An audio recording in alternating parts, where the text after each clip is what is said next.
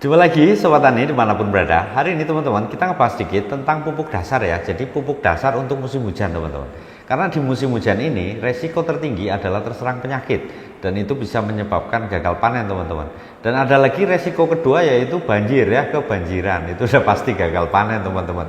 Nah makanya kita mesti antisipasi gimana caranya pupuk ini tidak antagonis teman-teman. Saya akan kasihkan untuk pakai pupuk tunggal ya supaya lebih menghemat biaya produksi kita. Kita tahu pupuk sekarang mahal sekali, jadi kita pakai pupuk tunggal aja masih mending teman-teman ketimbang kita beli NPK yang sudah jadi. Nah nanti kita siasati gimana caranya itu bisa lengkap unsurnya, kemudian tidak berlebihan. Karena kalau kelebihan, misalnya kelebihan nitrogen aja ditambah dengan hujan yang tinggi, ya kan, itu jamur luar biasa cepat teman-teman.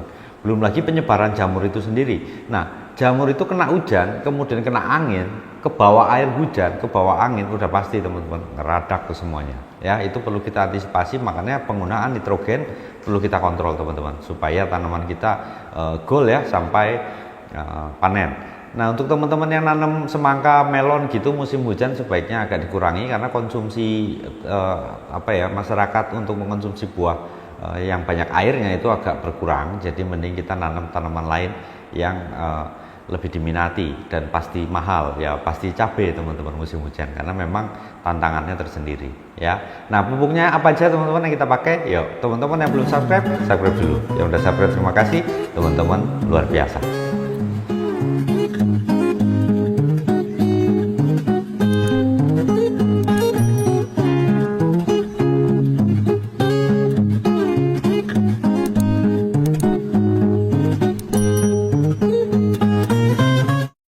Oke teman-teman ya, jadi untuk musim hujan sebelum kita bahas pupuk dasarnya teman-teman, maka teman-teman harus persiapkan juga ya, ini untuk semua hortikultura teman-teman ya dan tanaman pangan, itu adalah rain cover ya, bahan aktif mancozeb, itu harus teman-teman siapin.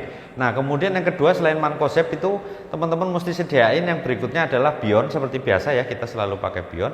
Nah kemudian teman-teman juga harus gunakan bahan aktif kontak lainnya lagi, kayak misalnya klorotonil gitu ya, klorotalonil gitu, seperti ini mereknya. Kemudian kalau ini nggak ada gimana, teman-teman bisa pakai yang propinep ya, yang ada zinc-nya, itu juga akan baik sekali di musim hujan teman-teman.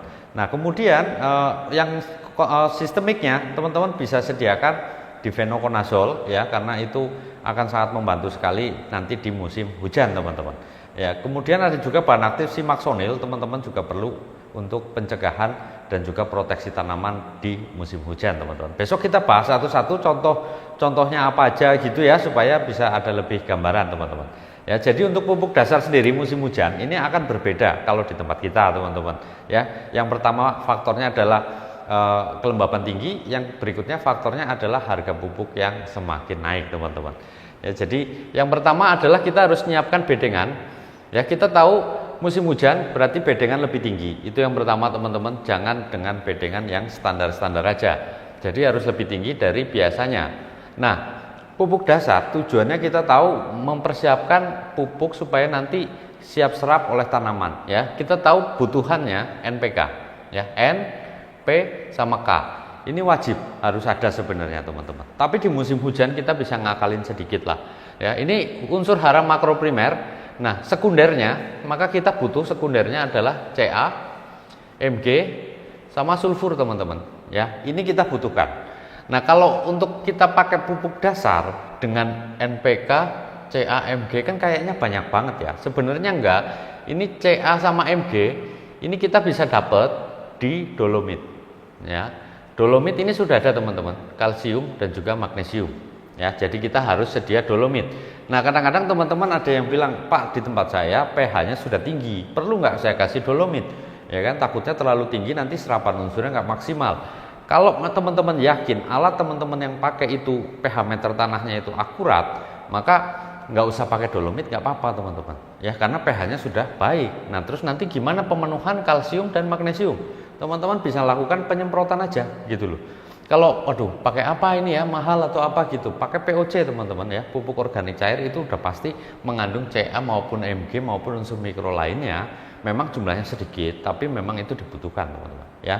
Jadi ada beberapa pilihan untuk penggantian dolomit kalau yang pH-nya sudah tinggi ya. Yang pertama CNG, kemudian untuk Mag S-nya magnesium dan sulfur itu teman-teman bisa pakai yang dari Merauke magnesium sulfur teman-teman ya, jadi udah lengkap.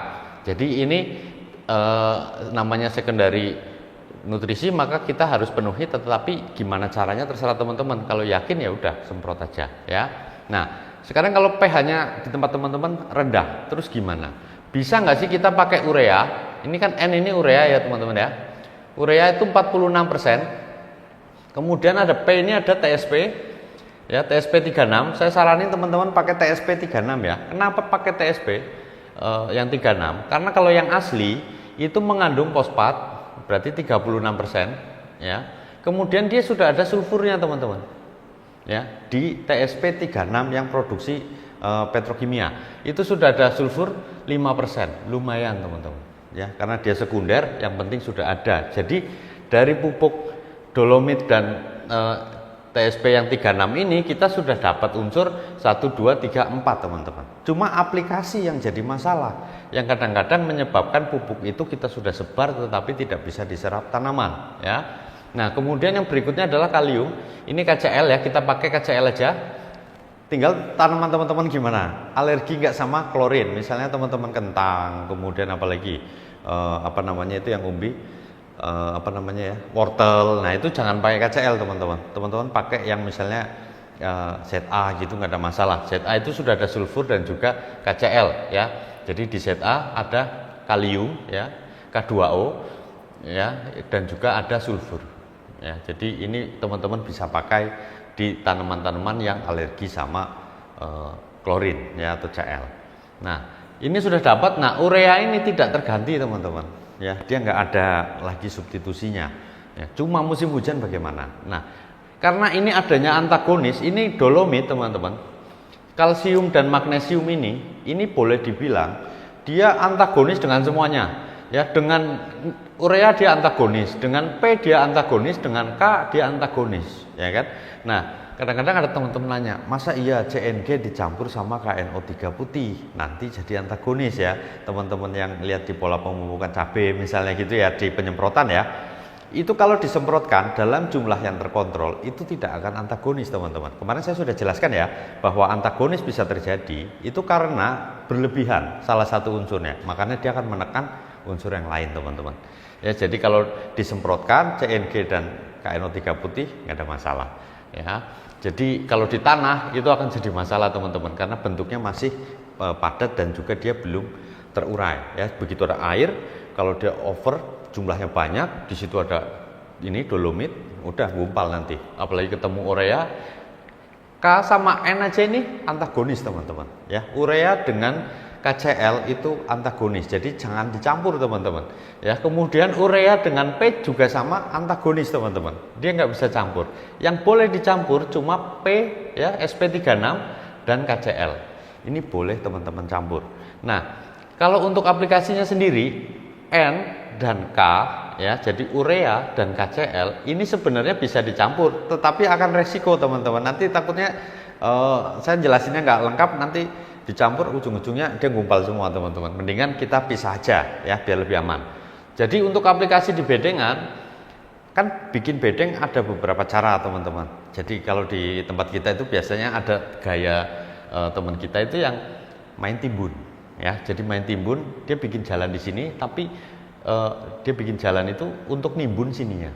Nah jadi dialihkan ke sini. Nah ini ada gaya seperti ini ya. Jadi dia otomatis akan tinggi, yang sini akan rendah jadi jalan. Ada juga yang langsung dicangkul di sininya. Nah, ya ada.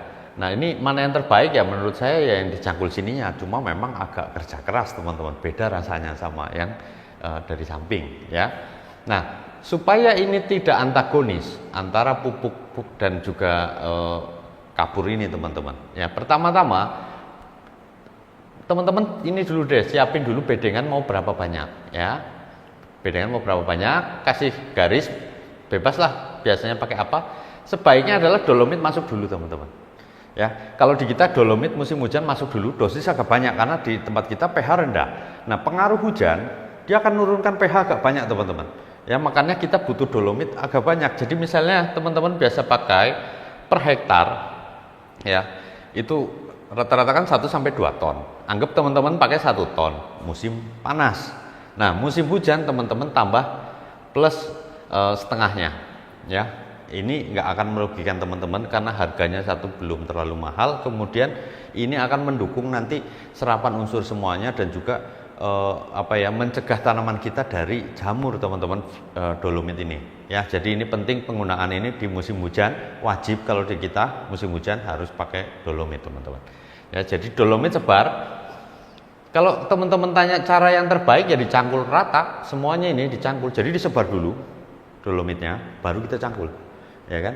Nah, kita kasih tipis satu kali tipis, habis itu ditipisin lagi di atasnya, sebar lagi teman-teman. Ya, terus kita tunggu hujan atau tunggu yakin ini sudah nggak terlalu putih ya. Kadang kan masih padat, itu nanti begitu kita masukkan, misalnya kita masukkan urea gitu, dia langsung antagonis, nanti dia ngumpal, nggak bisa diserap tanaman. Jadi yakin ini sudah hancur lah ibaratnya gitu ya teman-teman ya.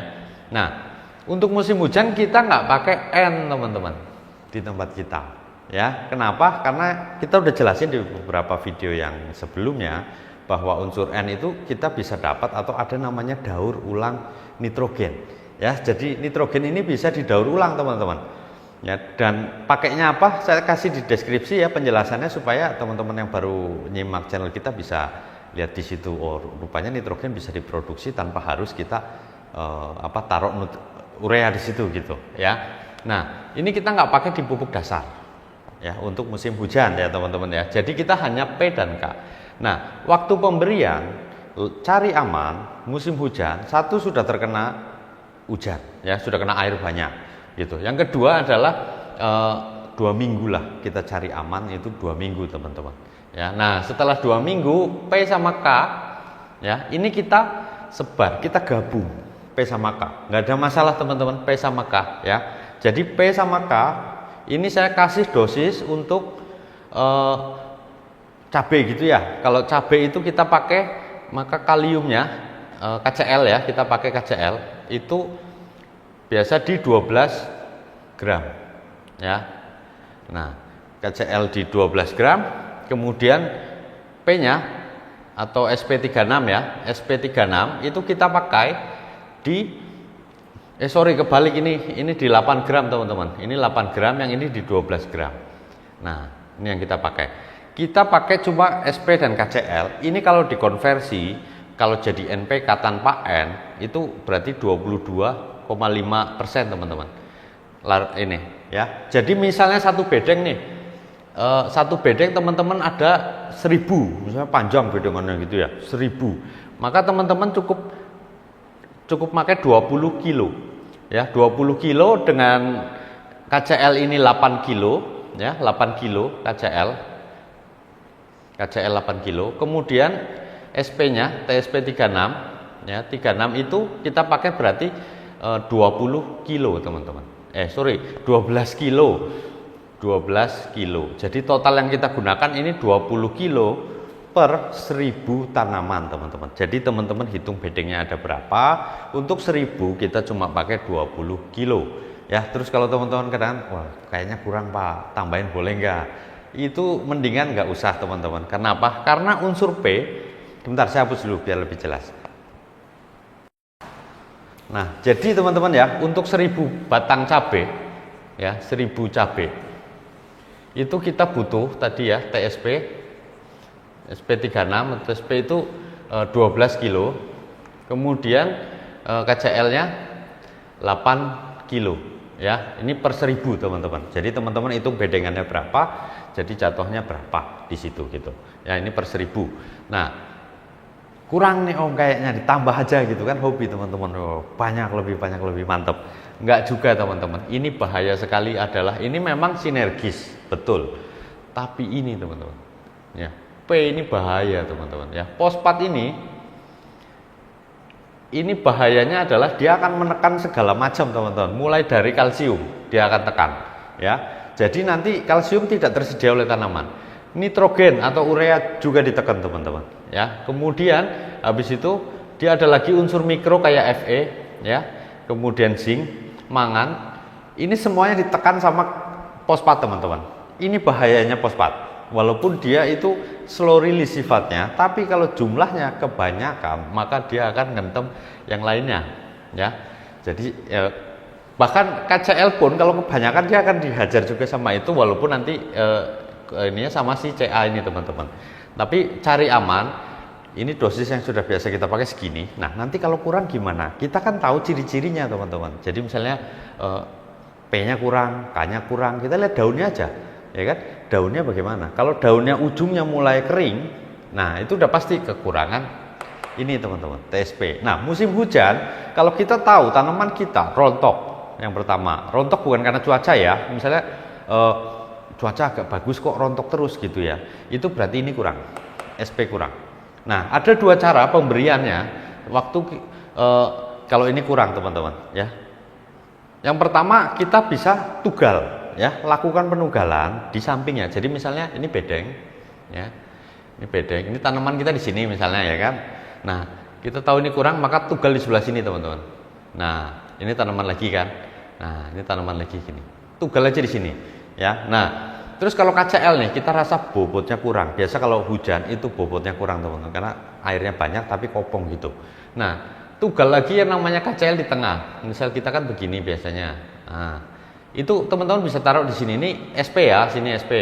Nah kalau kurang ini teman-teman bisa ditugal di tengah-tengah sini ya, terserah teman-teman mau taruhnya di mana, intinya ditugal aja di tengah, nanti air akan beresin semuanya untuk nyebarin dia punya KCl teman-teman.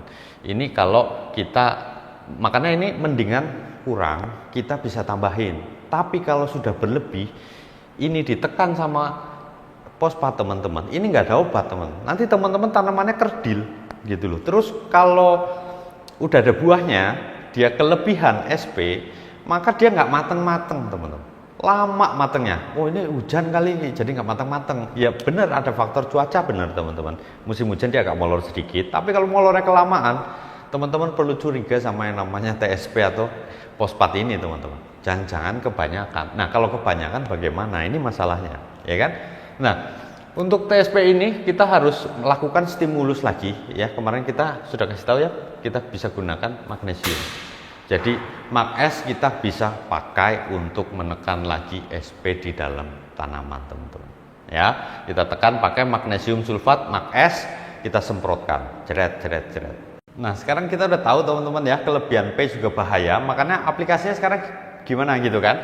Nah tadi kan kita sudah aplikasikan untuk kapur ya, kita sebar rata ya kan di sini, kemudian kita cangkul, itu akan lebih baik teman-teman ya.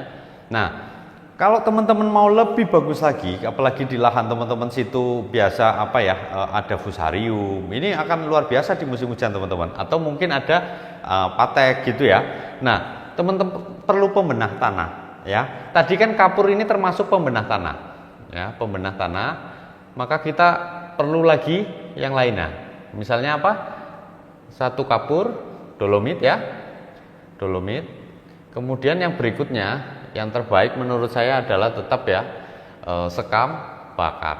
Nah sekam bakar ini sangat bagus teman-teman, jadi dia bisa menyerap nanti kelebihan dari air teman-teman ya. Jadi kelebihan air hujan itu diserap itu disimpan sama si sekam bakar, kemudian sekam bakar itu dari bakarannya itu dia akan ini apa namanya ya, menetralisir airnya karena ada arangnya teman-teman ya. Arang ini sangat penting teman-teman ya, besok kita bahaslah arang manfaatnya bagaimana sih, terus hubungannya sama air, nanti hubungannya sama pupuk itu akan seperti apa ya. Jadi ini bagus sekali kalau teman-teman campur dolomit dan sekam bakar ini sebar di sini, ini sangat bagus teman-teman.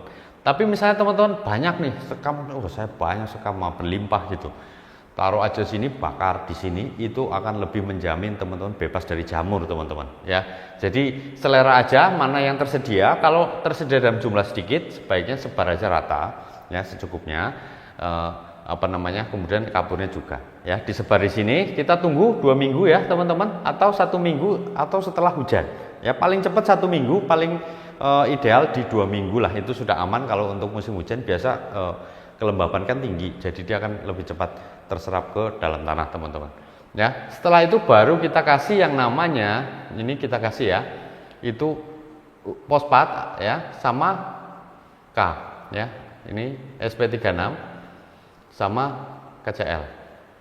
Dosis kayak tadi kita pakai ini 12 kilo, yang ini adalah KCl-nya 8 kilo.